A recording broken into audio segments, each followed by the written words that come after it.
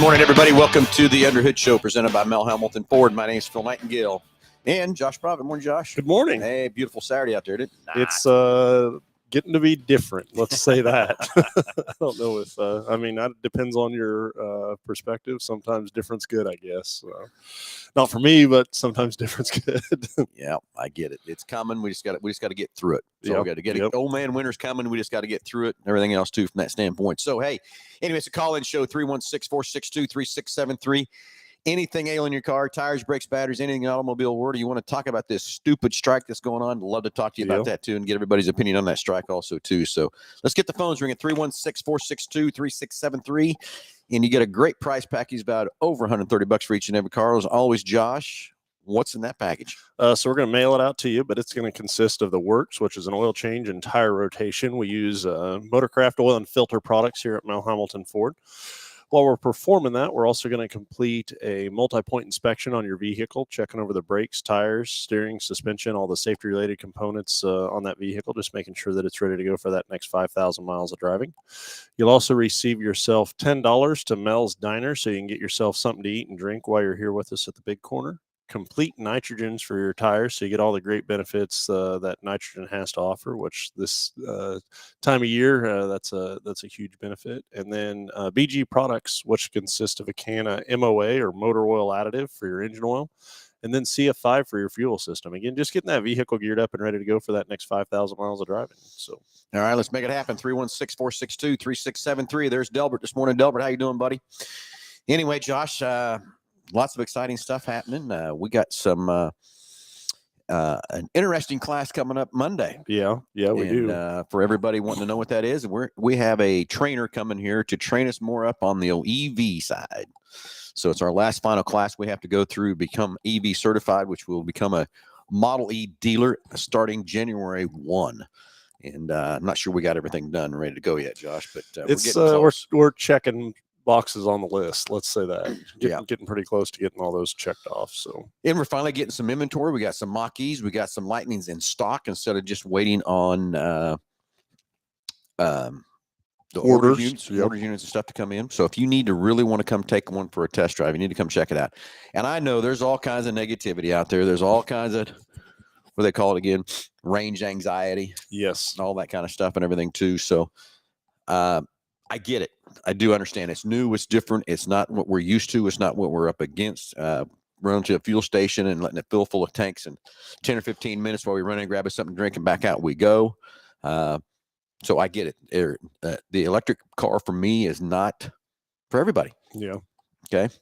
It, I definitely think that there's a market for it or a niche for it. And it would be more of almost like having both options, a husband drive one, a wife drive another type deal. And, it may work one day for one person and the next day for the other, but to not have to stop at a fuel station, think about that. We were talking about this topic a little bit the last Saturday, and just different things of the things I've passed. I had a gentleman call in and he had a older Mustang. I don't remember what year it was.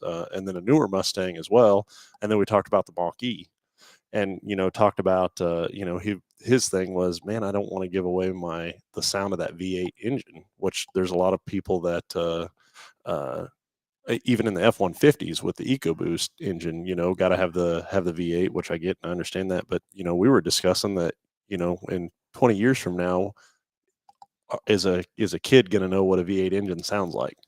Think about that. Oh yeah. That's crazy. It is true. And I'm with him too. I love the sound of the V8s and all that kind of stuff, but I will tell you, when I drive that Mach-E GT, I don't know, it's pretty impressive. Yeah. For somebody that wants to go fast and whatever, the instantaneous torque that it has and everything like that. So there are pros and cons. And, but I'm going to tell you, everybody out there, if you want to keep driving your F-150s, we've got to adapt a little bit because the stats out there, one Lightning sold, let's Ford build 10 more F-150s to hit these cafe ratings they got to hit. Yeah. So, there's all kinds of myths out there, but the one thing is still sticking in my head, Josh, when we went to Atlanta and we met dealers, when we go to Ford meetings, we're meeting dealers that are just in our area. Yeah. This time we had dealers all over the country that we got to talk to. And you know what? Those same dealers are frustrated with the same things we're frustrated with. from that part and everything else too. So it was good to hear those things. But the one I really still sticks in my mind is for this one dealer to drive there, just get in a car and drive. It was 14 hours. Mm-hmm. So then they plugged it in, they said, and to drive the electric car and to know, and then things we learned about when to charge, how to charge, all that kind of stuff kind of blew me away too. That makes it took the time to drive an electric car, took it to 17. So it's 3 hours longer. But remember that 14 hours, you're not going to drive straight through. Point to point. You're still going to have to stop and get fuel. You're going to have to stop and get something to eat. Yeah. Exactly. So 3 hours longer. So now you think about it. Is it really as bad as it seems? No. Now, is it going to be frustrating when you try to drive to Kansas City? When you can normally get in the car and be there in 3 hours, about anywhere you want to go in Kansas City. And some of the ranges, you could probably get there. Some of you really probably can't from that part. So there's things to get around. There's things to work around, all that kind of stuff. But I do think in the future, I could be wrong what I'm saying here, everything else too. I think the average household that has 2 cars, one will be an ICE car and one will be an electric car. I really, truly believe that's where we will be. Now, what that time frame will hit or whatever, I don't know. That's a good question. Yeah, understand that. So anyway, I think we got a caller, Delbert, calling in here in just a second. Jesse's got a good question here for you. How are auto sales generally right now? Would you agree Halstead is the best town in the country? Any comments about Jeff McCurry? Okay, well, we got a lot to talk about on this one. Whoa. Wow, we better take the phone call first. let's go to the phones. Let's talk to Delbert. Phil, you compose an appropriate answer for the show. Delbert, good morning. You're on live with Under the Hood. Good morning, Josh and Phil. Good to hear you this morning. Yeah, how's everything down in Oklahoma? Oh, not bad. I was actually up in Wichita last week for some issues with my grandson, but he got some infection. We had to put him in the hospital for 3 days. Ooh, everything okay?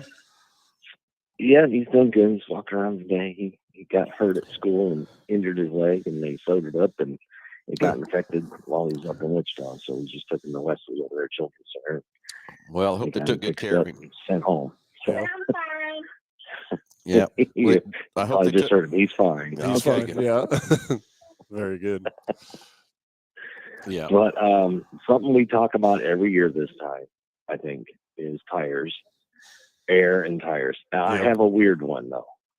So I had a rear left tire that went low on me overnight one night. Okay, no big deal, right? I'd probably pick something up. My tires are fairly new. There's only about 8,000 miles on them. And so I thought, well, maybe I picked something up. So I fill it up.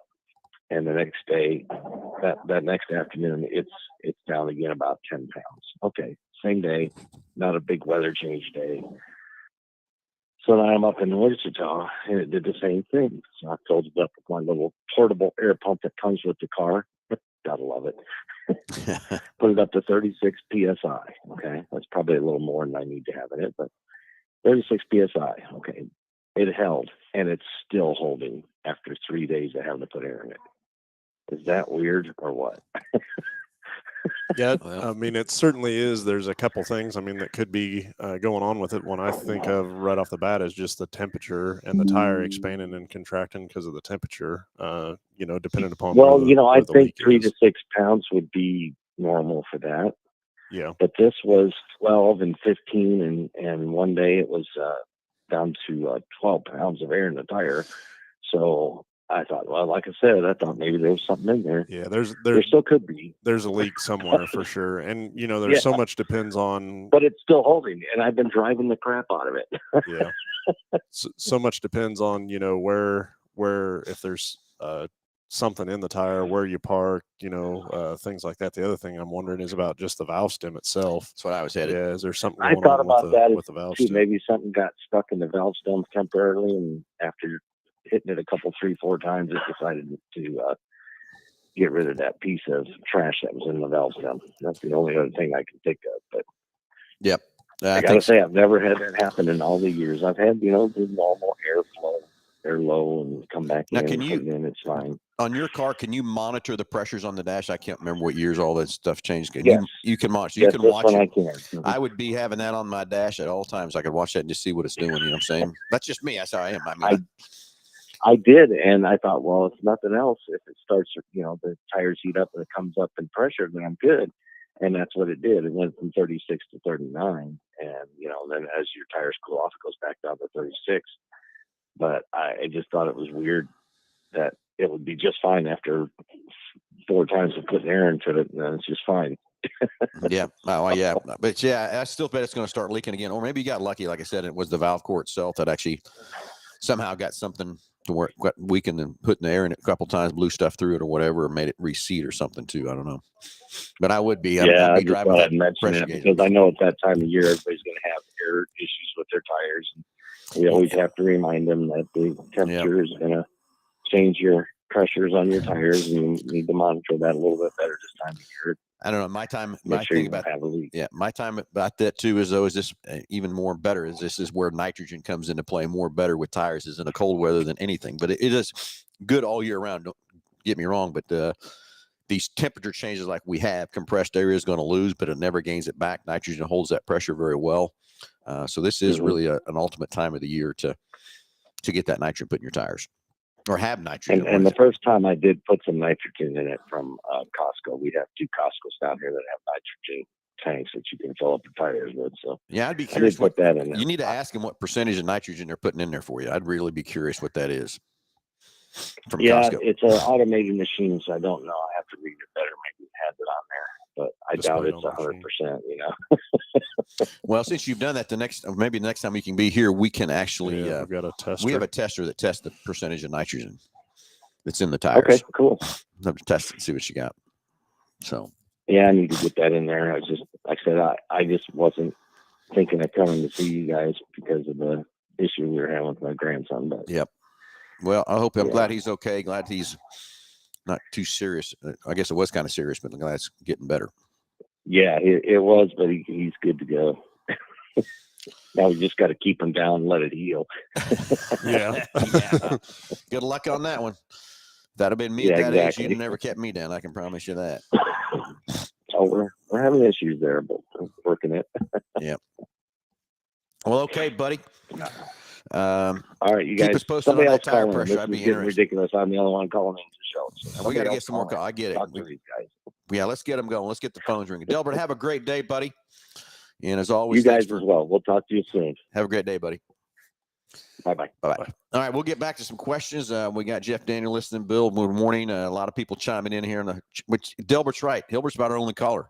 Yeah. We got to call some people out here on this deal. So now, Tim Daniel, he's driving through. He's left and is headed to Virginia, driving his F-150. And he tells me, keep drinking the Kool-Aid. And you're right, Tim. I'd had to drink a little bit of Kool-Aid. Not a lot, but a little. But I'm still telling you, if you want to keep driving your F-150 down the road, you're going to have to buy one of these electric cars. I'm promising you. It's going to happen. I know you don't think so. And maybe you don't have to. But I know how much you love your F-150 and how much you love that Blue Cruise. And he's also upset at me, Josh, because I can't update him to the 1.2 instead of the 1.0 that he's on too. Yeah. Who knows? Maybe that Ford will come up with something down the road that can do that, but I don't know. I think there's more sensors that's in the truck. Yeah. That have to do more sensing and stuff like that to be able to upgrade it from that part. And I don't know. That's the other thing. I wonder when we get to this 24 model, because they were talking about equipping everything with Blue Cruise and then you just buy the software for it. Well, is one of the things that we talked about out there. You have to figure that out too, Josh. I'm ordering the 24s already. Are you? And they give you a 90-day free trial, okay. Or you can add the Blue Cruise permanently to the truck for $2,100. So I'm kind of lost about it. Yeah. And how that's going to work, what we'll do that or whatever. But I would think you'd be able to go back and upgrade that truck. Yeah. Is what I'm thinking, but I don't know. But as far as when you're speccing out a truck or options, it doesn't give you an option for Blue Cruise or not, or it does, and it's just it gives me a 90-day free trial, it says, and then it gives me a $2,100 option that puts it on the truck. And that's your only 2 options. Yeah. So it's the software. You're just permanently buying the software it's a lifetime subscription for the 2,100 or whatever. That's what I'm thinking. Yeah. So, and we'll learn more about that as it comes along here too. So let's go back to Jesse McCurry. How are auto sales generally right now? I will tell you, Jesse, it's everybody is concerned about the interest rates, and I get that. Long story short, our sales good. Yeah, we're still doing pretty good because people still are wearing out these cars. These new models are great. That sort of thing. You got to remember, a lot of people didn't get to trade back during COVID time and all that kind of stuff. So we didn't have the inventory, didn't have what they wanted, that kind of thing. We finally have some new vehicles on the ground. We got a lot coming in the next 30, 60, 90 days. It's crazy how much, as long as this stupid strike doesn't kill us on this part. And that's what I can get me wound up on that deal too, from that standpoint. But what I will say about the interest rates, and everybody, when you look at what the rates are, I get it. They're stupid right now. Highest they've been, I don't know, 20 years or whatever it might be. But also remember, when you take out a 72-month contract, how many of you really, really make 72 payments? You're still going to trade that car at 28, 32 months. Usually, most people do. So when you look at that big interest rate, you're only paying it for a short amount of time. If you go back and calculate the dollars that it really is, the difference of a 2 to 3% increase, it is more. I get it. But when you calculate it over the old side of that, it's really not as bad as you think it might be. And I think that's what we're trying to use those numbers and show the consumers as they come in what they are doing with how much money it is really difference back and forth and for that thing. Now, Ford has got a great program out there now, and I was really leery about it at first, but it's called a flex buy. Yeah, and it's kind of another way of leasing a car. You have one payment for 36 months. You have the next payments, jump on you, but they're giving you an incentivized rate, which makes it very enticing from that standpoint. So I was worried that taking a lower payment, you wouldn't be in an equity position like you would be the other way. But when you got an incentivized rate like that, that's where the difference in the payment comes into play. So it helps you get to where you can get into that car again for 36 months at a little bit lower rate and save your payment stuff too. So options out there, Jesse, that Ford has come out with that I think is really a great option. You just got to be ready about 32, 33 months to make sure what decision you need to make to move forward from that part. So anyway, and yes, Jesse, I do agree. Halstead is the best town in the country. Born and raised there, everything else. Yeah, I do appreciate that too. Now, Josh, I'm going to flip it over to you. He wants to know any comments about the old Mr. Jeff McCurry. Haven't heard from Jeff in a while. It's been a day or two, huh? Yeah. I guess no, that's not true. We've been talking back and forth about the football. Are you still in the football pro? Well, I don't want to talk about it. You're out. Yeah, I'm out. So, oh, God, I haven't made my choice yet, I don't think. All four of us went out week one, got back in. Yeah, I went out week 1 too. And then so I up to get a bet today. Jeff has a pot, a football pot. You put in $20, and you just got to guess a winner of each week. Any game. Sounds really easy, don't it? Yeah. Pick a winner. All you got to do. So went out the first. All four of us went out the week 1, and then bought back in for week 2, and I made it to I think 3 or 4, and now both me and my wife are out, and the kids are still in. So, well, I'm still in. I got to figure out I don't know. Maybe I have made my pick. Yeah, it's I don't know. It's kind of frustrating, to be right honest with you. All you got to do is pick a winner out of all the teams. Sounds pretty simple, doesn't is it? But it's not. But the problem with it is everybody's going out there and making sure they're picking a sure winner now. Well, good luck with that. It goes on forever. I don't know. There's nothing. Somebody can upset. I get it. There's nothing about that that's sure.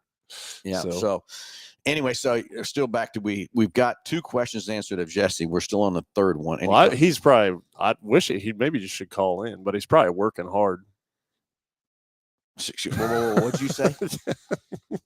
Working. I didn't know if he was listening or not. No, I bet he's listening. I bet a few others out there in that Mount Hope area are listening too, chiming in, laughing. Probably what's happening right now. They've fallen out of the tractor driving along or something because they're playing. But anyway, Jeff, I challenge you. Calling you out. Call us up. Tell us what you're doing. Also, and I need to know if I made my pick this week. I can't remember. Or get out of bed. Oh, get out of bed. He was up late last night, Josh. Gotcha. Okay. He was working late last night. So, hey, anyway, let's get the phones ringing. 316-462-3673. Anything ailing your car, tires, brakes, batteries, it don't matter. Anything an automobile in the world we want to talk about. You want to talk about this stupid strike? I'd love to talk to you about that too. Anyway, 316-462-3673. So anyway, the strike. They shut down Kentucky now, Josh. Yeah. After we finally just got Super Duties Things turning rolling. and burning again. We finally have some stock of Super Duty. The first time in 3 years I've had any stock at all for Super Duties.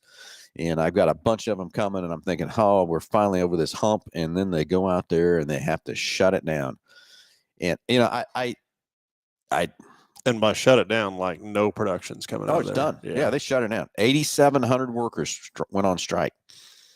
And I'm going to tell you, if Lisa would give me half the raise that these guys are asking for, yeah, my God, from that part and everything else too. And then that Fane, he wants to sit out there and go crazy on everybody. Let's get realistic here. Let's get understanding of the part of what we need to do to keep this whole economy running. I don't think everybody's realizing all the suppliers, all the thing it's shutting down. It's not just shutting down these assembly lines and these 8,700 workers. All the suppliers that are supplying parts to that Super Duty line, or even the Bronco and the Ranger plants are down. I mean, it's just let's get realistic on what we need to do here to help this economy go and everything else too. And I agree, everybody needs a pay raise. I get cost of living. I get all that stuff goes into play. But I think all three of these manufacturers have made some serious good offers out there to increase these workers. Well, and at the end of the day, I mean, I don't know, it is hurting Ford, and it is hurting Chevy and it is hurting Dodge, but you're pissing off the consumer, and that's who's buying your product, and I don't know. And here's my next thing is, if everybody doesn't realize that how much it's going to increase the price of a car, you're crazy. That's the other thing that's driving me crazy too. It's going to take the value, what they have to charge for these cars to make a profit. I know everybody's saying they've made all these millions and all this kind of stuff, but yeah, that the last time I checked, the company's there to make money. And they got to do it so they can have money to reinvest in better products and everything else and move down on. I'm not just talking about Ford. I'm talking about GM. I'm talking about Stellantis. They all got to have money to make money, to reinvest research and development, to make new products and put it back together. And I don't think everybody in that line is understanding that. I know they need a pay raise. They got one. They got a heck of a pay raise from that part. And then, Fane wants to talk about how much these executives make. And I understand it looks like some big numbers and stuff, but you know what? They're making some pretty hefty decisions in things that have to do to run that company that the average person can't make those decisions, can't run these companies. And would decide also at the end whether the company ends up turning a profit or not, or, whatever from there too. So, yeah. So anyway, if you want to talk about anything in automobile world, strikes, whatever, 316-462-3673.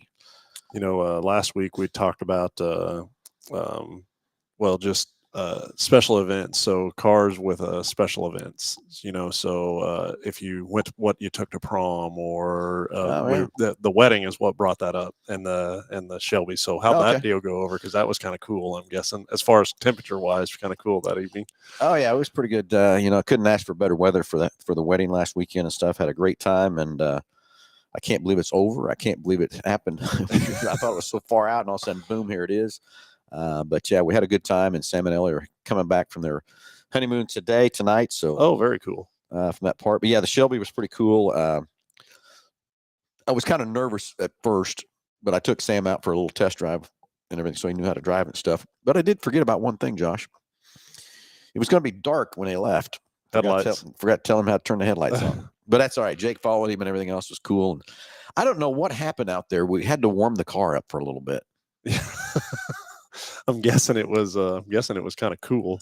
Well, that's not really, the temperature wasn't too bad. The engine needed warmed up a little bit. They needed to make sure the throttle worked okay and everything when they took off. I don't know what happened there, but that's called a carburetor. I think it hit the rev limiter a couple of times. Oh, gotcha.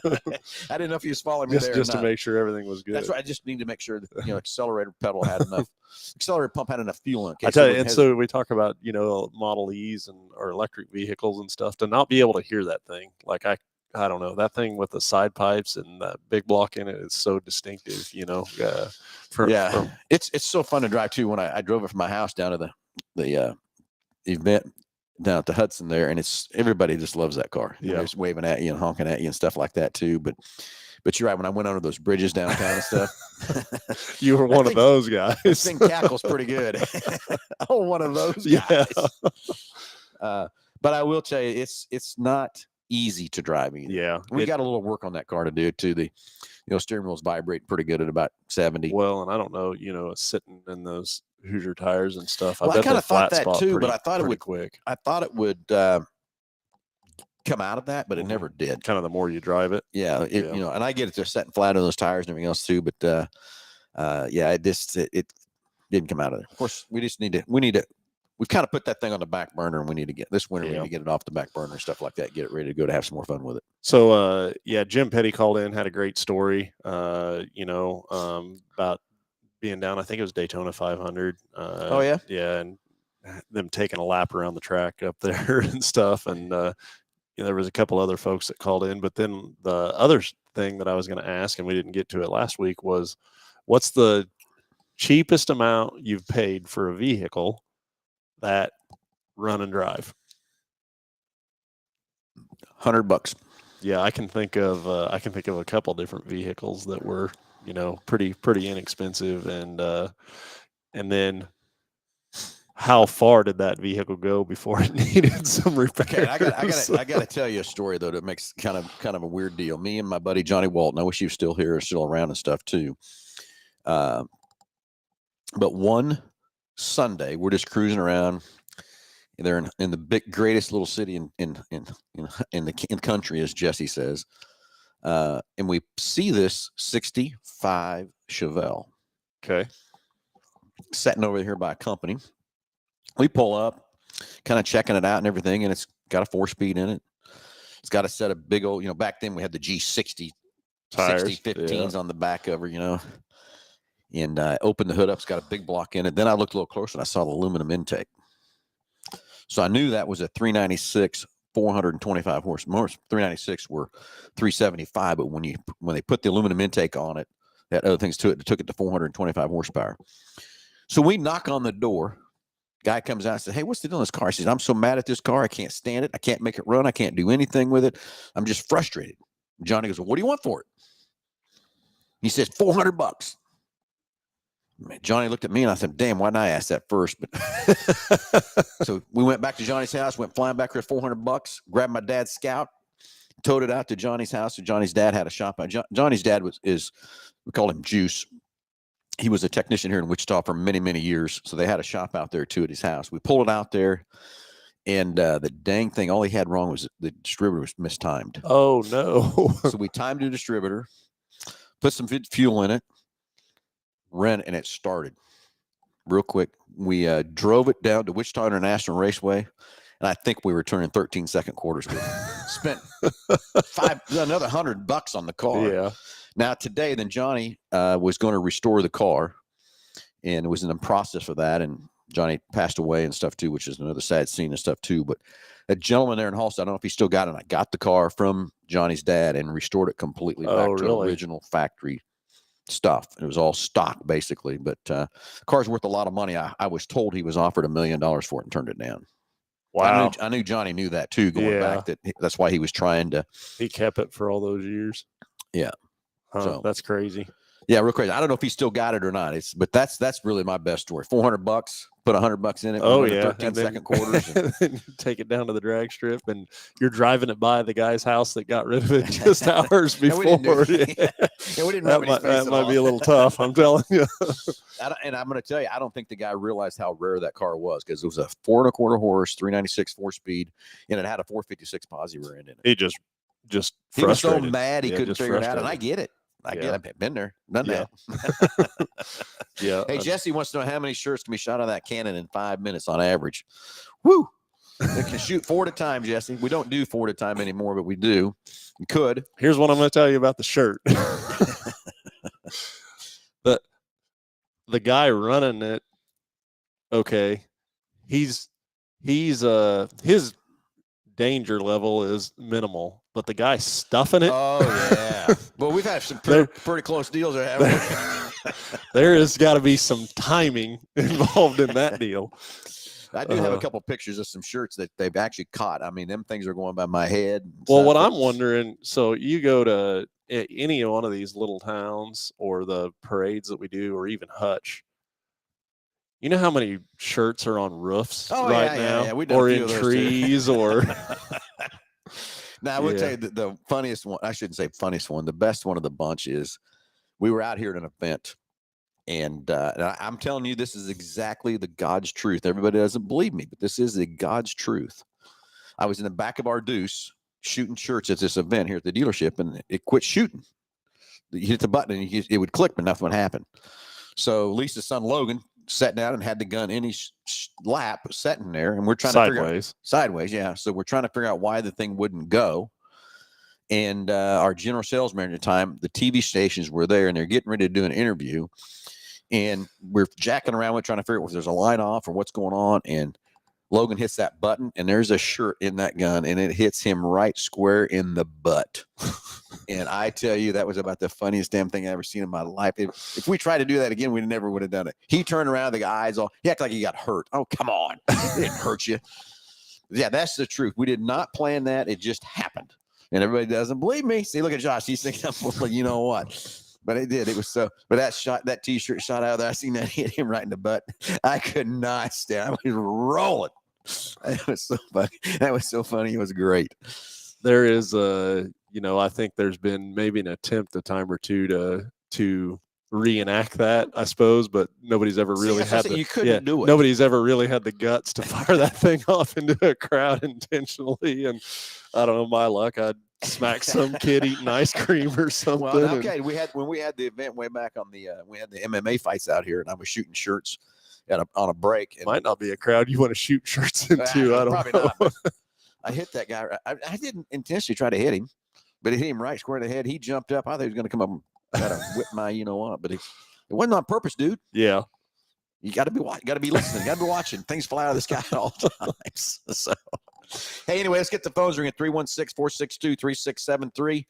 Oh, Jesse's on fire today with all the great questions and stuff too. So, Jesse, thanks for all those great questions. But love to hear from you. Get a great price package, about over $130 for each and every caller.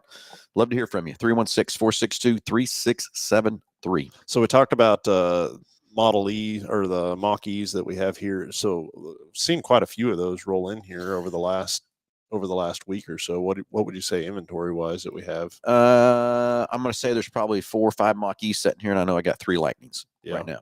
And so it's fun. Like I said, it's finally we're getting stock. Mm-hmm. Before we just been putting all the reservations and orders out there and stuff too for everybody that had ordered their cars or put the reservations in. So it's fun now that we're finally getting some inventory that people can come test drive and see and go and everything else too from that part. So haven't drove one, come check it out. You'll be surprised, pleasant surprise. And as Tim says, keep drinking the Kool-Aid, keep drinking the Kool-Aid. I want to keep selling F-150s, Tim. That's all I want to do. Yeah. And that's what it's going to take to get some of these things moving is actually selling some of these Lightnings. And I'm telling you, come drive one, come check it out. The other thing I was saying with that class we went to is when we planned out how often do you need to charge. I think everybody's freaked out about that because the anxiety about it. I get it. But you don't have to charge these things every day. The average person drives 27 miles or 37 miles a day or whatever. You got a range of 250 miles. You don't have to charge it every day. So have they said anything about having to put any in the CTP, the Courtesy Transportation Program? It's available to put them in there and stuff from that part. And I don't know, we might do that. I haven't I still think there's a lot of anxiety when someone takes one too for that part, not knowing. Yeah. I think it's a lot of the unknown. We got to, and that's it. I think just get the information to consumers to let them know what it really entails and what it does. And then you make your decision on what you think you might want to do or not do or whatever. What works best for you. Yeah. And, what works best for you might not be what's best for everybody else from that part. So anyway, Josh, what else is on your? It's been definitely a busy week back in service and down at Quickland again. And, we've done a lot with recalls here lately. And I thought maybe we could talk a little bit about recalls. You get a lot of, I'm gonna call it, let's say, a lot of help from the media on recalls. I don't call that help. Yeah, I'm not necessarily. And from a consumer standpoint, it is very confusing. I can understand that completely. And we talk about this quite a bit in the meetings, in the morning meetings, and with the employees. But just being in the industry, day in and day out, and as much volume as we do, and as many customers or vehicles as we see in a day, it's very easy to become callous to the verbiage or wordage that is used. And in this, I'm sure there's other industries that are equally like this, as far as having acronyms for everything. Yeah.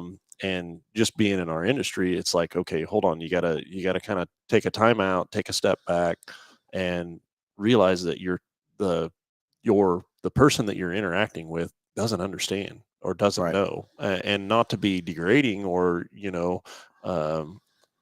because I wouldn't expect somebody to know, but just to assume that they do know what's going on or why it's that way. And then you get the media that blast out that, hey, any year, make, or model of this vehicle has a recall. 350,000 cars. That's not that many. Okay. Yeah. Or the percentage of them that fail is very, very low. Or, years ago, I think when the manufacturers came out with a recall, it was, the amount of time that it took to understand that you had a problem, figure out what was going on, get people involved to come up with a resolution, get parts available to the dealership to be able to repair it. Like nothing was even said until really you got to that point, till there was a resolution, there was parts available, and you could actively fix that recall. Back in my day, we found out about recall because the parts would show up. Yeah. And we would know. And now that's just not that case. Yeah. And then we'd frantically go see if we can find the bulletin that they put out there to read it up to see what the recall was for and everything else too. Yeah. And so now, anytime that they do something, they can even make it as much as a stop sell. In other words, so a new vehicle that's delivered to us, we're unable to sell it to a consumer because it has a recall on it. And the amount of units that are affected in a recall have dramatically dropped just because of how quick that they're able to get that information out. But then also, like, they're not waiting until there's a part available or it's manufactured into the dealer and stuff like that. And the reason all that changed is there was a manufacturer out there that covered up a recall and covered it up big time and got investigated and all kind of stuff too. So that's not why now they have to, as soon as they know it's there. Well, and to me, it's kind of crazy on some of the things that they're recalling. I mean, you get in a new vehicle now that, like, the vehicle has to have a backup camera in order to be, if it doesn't have a backup camera, they're recalling it. And, I get it from the safety standpoint. And is a vehicle with a backup camera safer than one that's not? 100%. But also, how many years did we not have backup cameras and everybody was able to drive okay? To me, there's a difference between, I guess, a safety and, a need and a necessity, I guess. You're right. And yeah, I get that too, Josh. And it's, I just don't understand some of the stop sells or not being able to sell them or whatever. A recall back in my day when I started doing this stuff, it was a safety item. I don't understand why a backup camera is a safety item. I mean, it's a convenience. It's great. It's easy. I still remember when I was teaching Jake and Ellie to drive. And of course, the cars I had backup cameras on, and that's what they're using. You learn how to back up a car without a backup camera to look where you're at, use your mirrors, do the stuff like I was trained and stuff. But now today, I hate to tell you, I don't use those mirrors much. I'm using that backup camera to know where I'm going. Because you think about it, I mean, it's just like the other day. I went into a restaurant to grab some dinner, and as I'm coming out, I hit that ready to back up, and I looked. I thought I was safe, and all of a sudden it started beeping at me. I guess I could see that car coming sideways and made me stop. Well, you know what? I would have backed out in front of the guy. Maybe I would have had an accident when I wouldn't have. But so I think it's saved a lot. Sure. But I don't understand why we got to stop sell a car because of backup camera. I don't understand that.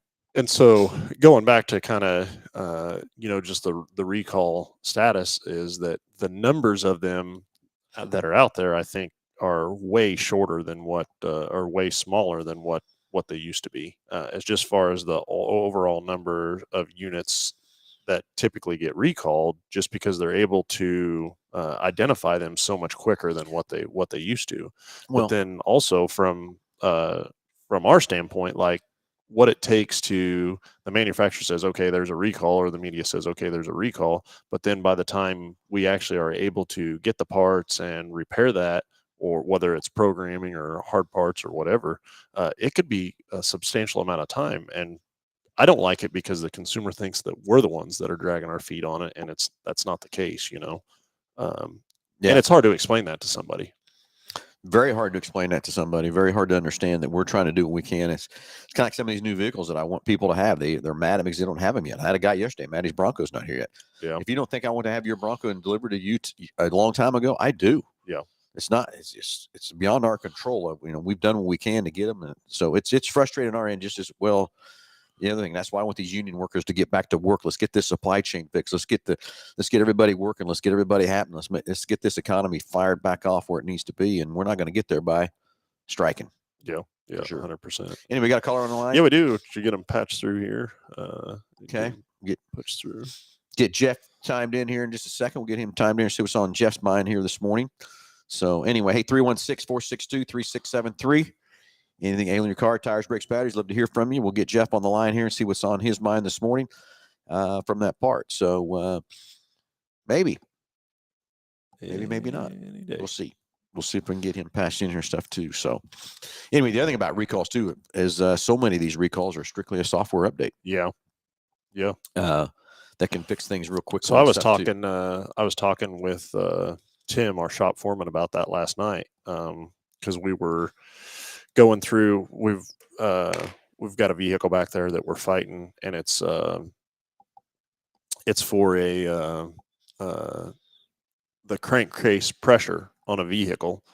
It's a code for the ventilation system of the engine, and it seems like the tolerance on these things are just so tight. Let's go to the phone. We'll talk to Jeff.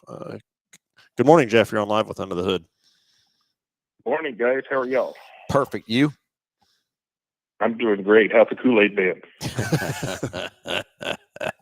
Everybody needs to drink a little. It does taste pretty good sometimes. So, but anyway. Yeah, I was just called in, say good morning, check on you guys. Funny story, had mom and dad here this weekend. Yeah, I knew they were coming by on their way to Virginia. Yep. Yeah, and so mom's giving me an update on the wedding and everything, and she goes, I met Josh. He is the nicest man I've ever met. Oh, no. Someone That's fooled her. what I thought. Well, I was just being that way because my wife was with me. So, well, yeah. No, guys, go I ahead. just thought that was a funny story, but yeah, just got to finally meet Josh, the famous Josh. Often seen or often heard of, but never seen. Maybe how's that go? I don't know. I don't know, every Saturday morning, 9 to 10, right here, like clockwork. That's for sure. Well, very good. So, I know you guys have my rig up there and working on it.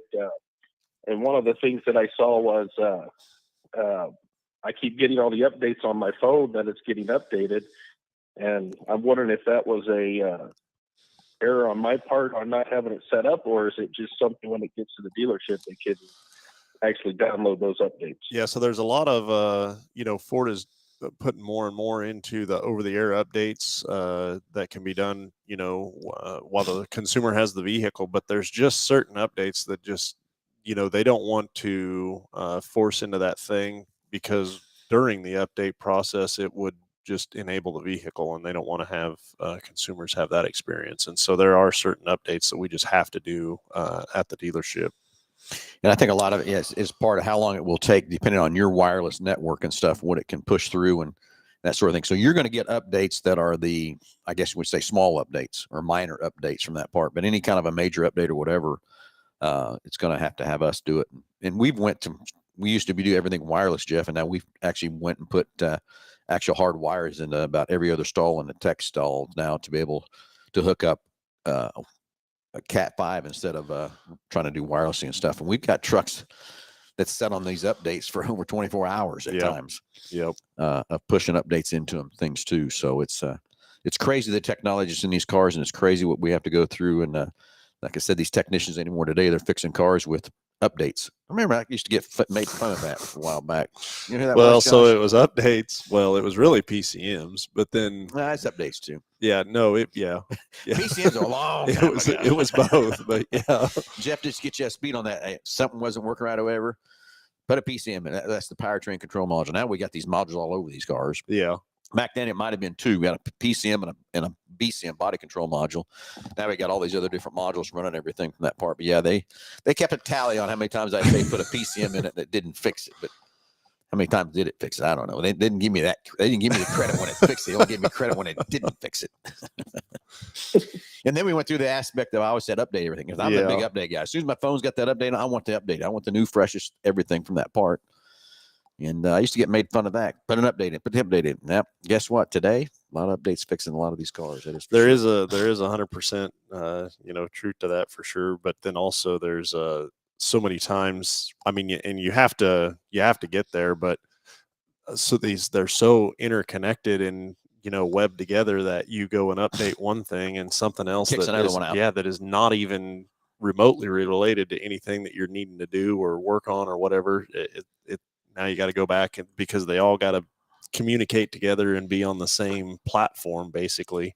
So I don't know that Ford said that they're investing a lot in the software side of this business and trying to bring all that stuff more in-house versus a third party, which I think is a great idea, just because right now you have all these different modules and systems, and they work great when they're by themselves, but then you put them all together and it's making them function all together in those cases. And so if they're in control of all of it, I think that's going to be definitely better for the consumer in the long run. So very excited to see what the new years bring. Yeah, it's frustrating at times. I remember Jake wanted to update his F-150 to get the Blue Cruise on it. And it sat out here for 90 days because we were waiting on a part that they thought was wrong with it. Put that part in it. Guess what? That still didn't fix it. Come to find out, it was one letter or one number or whatever in the software program they'd sent down to his truck that crashed it. Changed that part number, boom, back going. But it sat out here for 90 days. And that wasn't anything. We were doing everything that we could do. It was just the information that was given to us for the truck was corrupt. And so it's the technology is great, and the functionality of it is awesome as well when they're working. And you hear stories like that, but it's very far and few and in between for sure. But there are cases of it happening as well. So anyway, Tim, we're getting close on your expedition. I know it's still in intensive care, as I call it.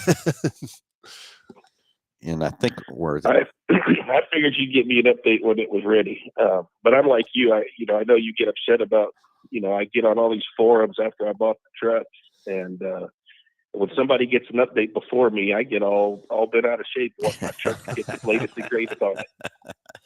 Yeah, I know. That's kind of what we're going to have to do each time you come here, no matter whether it needs anything or not. You're going to have to bring it by. We're going to have to see if there's any updates to put in it. That's because you're so far away from us and stuff too.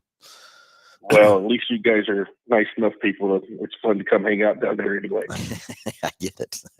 So, well, anyway, Jeff, we'll keep you updated on your expedition. I think it's in the body shops where it's at now. At least I knew that's where it was headed to get the paint flaws taken care of and stuff on it too. So, not sure how much longer we'll have it, but we'll take good care of her while she's here. Well, sounds good. I appreciate it. Y'all have a great morning. You too. Thanks for the call, buddy. Talk to you soon. Good. Bye. Okay, we are going to cut her short because Josh has got to get to a football game. I am headed out. Got 2 left. So 2 games to go. So we're going to cut her a little short day to give Josh enough time to get back to Haven, to the biggest. What do we call it in Haven? Hall says the biggest little city in Kansas, they say, or as Jesse says, and the best town in the country. So I don't know what we're going to call Haven. Yeah, I don't know. We're going to call it home. So anyway, Josh is going to head out here. We're going to cut her a little short today, so Josh can get time to watch. I can't remember. It's Connor playing. Connor's playing today. Yep. Couldn't remember if it's Cole or Connor. And they're playing Trinity too. Really? Yeah. Yeah. Jake and Ellie be fighting on that side with me. So that'll be interesting to see how that goes. So anyway, everybody, thanks for everybody watching and listening. As always, we got to thank these great sponsors, BG Products, all the great preventative maintenance products we use right inside here at Mel Ford. All the great partnership we have with them and the vehicles we give them to go keep testing and stuff too. It's always exciting for me to come back and see those vehicles when they take them and test them and put all their chemicals in them and stuff like that too. So thanks for the great partnership with everybody there at BG. Big Corner Creative for all your advertising needs. Anything you need to help advertise your company, webpage design, vehicle wraps, race car wraps, window tint, anything to help advertise your company. As Jesse and the guys say, just Google us. And also go to rent. Hey, got a great fleet of vehicles finally standing us. We've got him geared up, ready to go. The holiday seasons are coming, but I would still if you need something bigger, a 12 or 15 passenger van to get to grandma's house for the holidays, make sure you get here and get in line for Stan here at Go to Rent right inside here at Mel Hambelton Ford. Hey, everybody, thanks for watching. Thanks for listening. Have a great Saturday, and we will talk to you next Saturday, 9 o'clock.